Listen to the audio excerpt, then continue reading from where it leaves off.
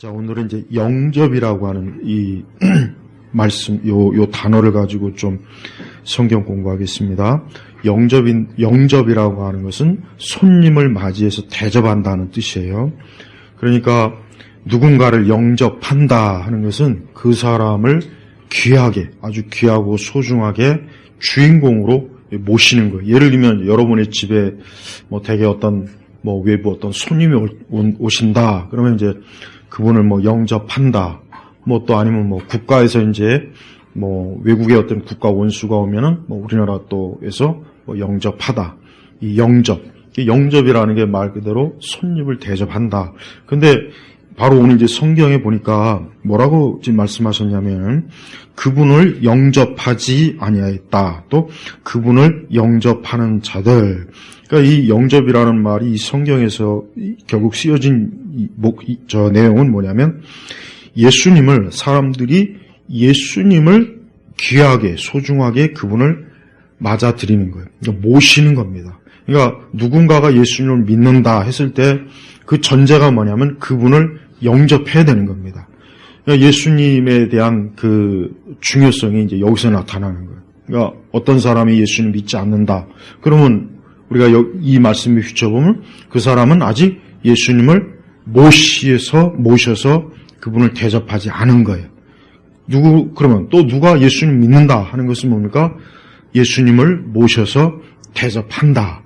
그러니까 여기서 우리가 알 수 있는 건 뭐냐면 예수님을 믿는다는 게 여기서 이제 중요한 겁니다. 이 믿음의 요소가 뭐가 있냐? 바로 예수 그리스도 그분의 인격체를, 그분을 실체를 모시는 거예요. 그러니까 우리가 신앙이라고 하는 것은 어떻게 보면은 이 관념적일 수 있어요. 그냥 우리가 사실 예수님을 눈으로 본 것도 아니고, 하다못해 예수님의 그 인성의 모습을 본 것도 아니에요. 예수님의 신성을 우리가 볼 수도 없지만은.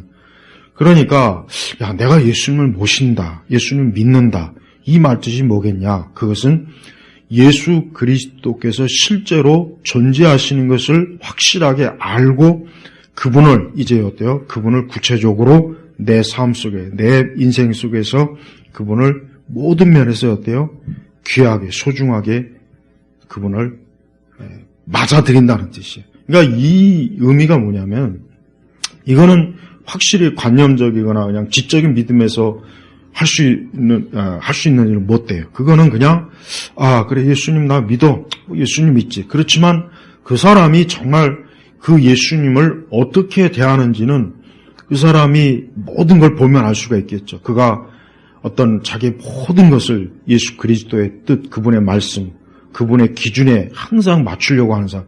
이 사람이 바로 영접하는 사람이에요. 왜?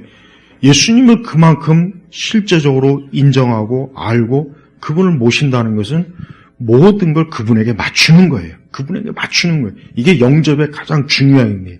그러니까 예수님을 영접한다 하는 것은 예수님에게 맞춘다. 그분의 기준에 맞춘다는 거예요. 이게 영접이에요. 그래서 예를 들면, 예수님 영접하세요. 우리가 예를 들면 전도할 때, 우리가 복음을 전할 때, 아니면 누군가에게 복음을 전할 때, 이제부터 예수님 영접하세요. 이제 예수님이 영접하고, 이제 그분을 믿고 그분과 함께 하세요. 이 얘기는 뭐냐? 이제는 예수님을 실제적으로 모셔서 항상 그분 앞에서 이제는 배우고 듣고 그분의 기준에 맞춰서 살으라는 거예요. 그러니까 우리가 함부로 영접했다는 것은 보통 우리가 영접기도를 하는 거죠. 영접기도. 예를 들면 사형이라든가 이렇게 보면은 이렇게 쭈루루 몇 번이고 이제부터 영접기도 하겠습니다 해가지고 중얼중얼 하고 아멘. 그게 아니에요. 그게 아닙니다. 그거는 진짜 말 그대로 형식적인 겁니다. 그게 아니라 실제로 이 예수 그리스도가 어떠한 분인지를 알고 그리고 내가 이 예수님을 정말 모시면은 이제 그때부터는 나는 예수님에게 모든 기준을 맞춰야 되는데 내가 과연 그럴 수 있겠는가? 내가 과연 그게 좋은가? 하는 것을 진지하게 따져봐야 돼요. 바로 그겁니다. 왜 우리가 즉석신앙, 즉석 영접 기도가 왜 잘못됐느냐? 예를 들면 군대 가면은 진중세례라 그래가지고 수천 명 있는 데다 그냥 물 뿌려가면서 이제 세례주고, 이제는 너는 예수님 영접했다. 영접하긴 뭘 영접해? 그거 끝나면 빵이나 처먹고, 담배 피고 술 먹고, 그거 군대에서 한두 번 본 게 아니라고. 그건 영접한 게 아니에요. 그건 영접한 게 아니라고, 그거를. 그러니까 군대에서 이런 진중세례 이런 거 하면 안 돼요. 그게 뭐 기독교 선교에 도움이 될 거라고 생각하는데 절대 그렇지 않습니다. 영접한다는 것은 정말 그 영접하는 대상을 진지하게 생각하고 나서 영접을 해야 돼요. 그렇지 않고 알지도 못하면서, 제대로 알지도 못하면서, 그래, 나 영접했어. 그게 아니라고요.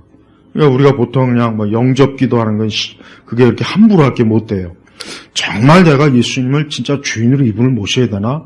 그것도 내가 평생, 그리고 내가 모든 인생에 있어서 매사에 정말 이분을 내가 주인으로 이분의 뜻에 다 따라야 되는데, 이게 영접이라고, 이게. 이게 얼마나 이게 힘든 겁니까?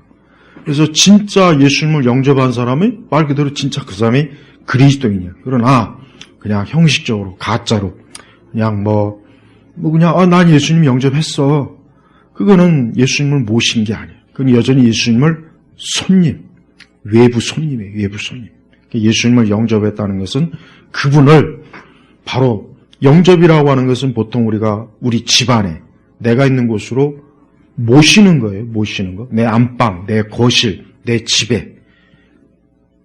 예수님이 실제로 내 삶 속에 완전히 그분을 모셔야 되는 거예요. 그런데 예수님을 완전히 모신다는 것은 그만큼 그리스도에게 모든 걸 맞추는 건데 그게 쉽겠냐 이거야.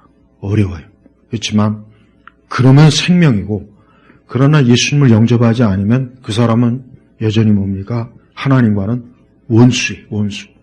그러니까 예수님을 영접한다고 했을 때 그 영접 요청을 할 때 대충 그냥 이제부터 예수님 믿으세요. 영접하세요. 그렇게 가볍게 껌씹듯이 하지 말고 앞으로 너가 예수님을 영접하면은 이제는 너는 이제 평생 살아서나 죽어서나 하이델베르그 요리문답에 있죠. 오직 그리스도가 이제 너의 전부고 너의 주인이고 너의 가장 최우선의 사랑의 대상이고 그분을 가장 존귀하게 여기게 될 그분으로 인격체로 그분을 실제로 함께하는 거다. 이게 영접이다. 그런데 너가 영접한다고 해놓고서 그분과는 반대되는 그분의 뜻과는 맞지 않는 네가 길을 간다는 것은 아직도 너가 예수님을 진짜 지극정성으로 그분을 모시는 게 아니다. 그러니까 영접이라는 것을 정말 하길 바라지만 아직 영접할 준비가 안 됐으면 그렇게 함부로 쉽게 영접한다고 하지 말아라. 이렇게 해줘야 되는 거예요. 근데 이 즉석 전도, 즉석 복음 전도가 문제가 뭐냐? 그와 같은 그 과정을 거치지 않고 그냥 이제부터 날 따라하세요 해가지고 따라하는 나는 예수님 믿습니다. 따라하는 거야 누가 못하겠습니까? 앵무새도 다 따라해요. 앵무새도 우리보다 말 더 잘해요. 가르치면. 구관전 앵무새 얼마나 말 잘하는데. 그러니까 그런 식의 그 신앙은 그건 바른 신앙이 아니라고요. 그러니까 영접한다는 것은 굉장히 어려운 거예요. 그러니까 우리 편에서 어려운 거예요. 하나님께서 우리에게 은혜를 주실 때 우리는 물론 영접하는데 그러나 그리스도를 영접할 때는 정말 그분을 모든 것을 전부로 여겨야 된다는 거예요. 이게 영접의 의미예요.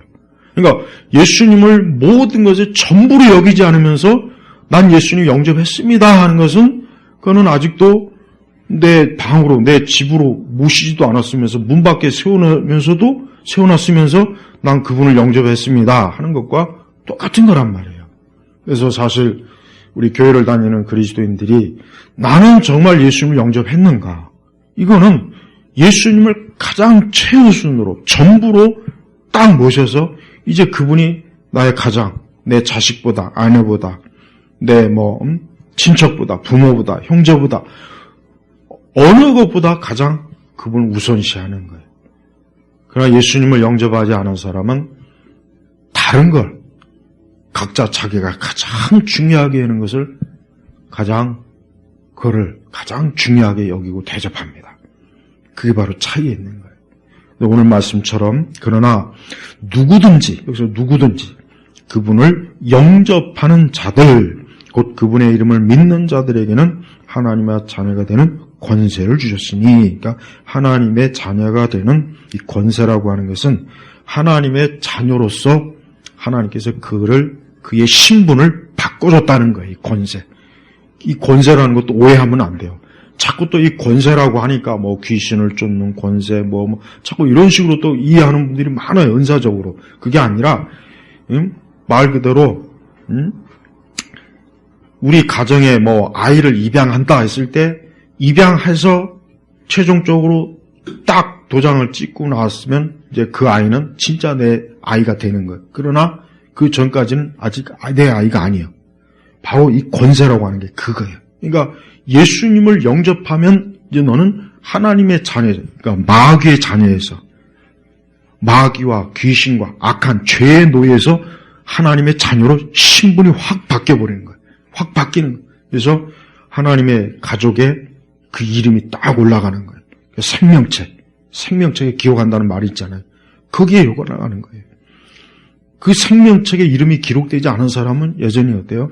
하나님의 자녀도 아니고 하나님의 자녀의 권세가 없이 마귀의 자녀인 거예요. 그래서 예수님을 영접하는 그 순간 하나님께서는 그의 이름을 바로 생명책에 딱 기록해서 너는 이제 하나님의 자녀가 되었다. 이게 그 권세의 의미가 바로 그걸 얘기하는 거예요.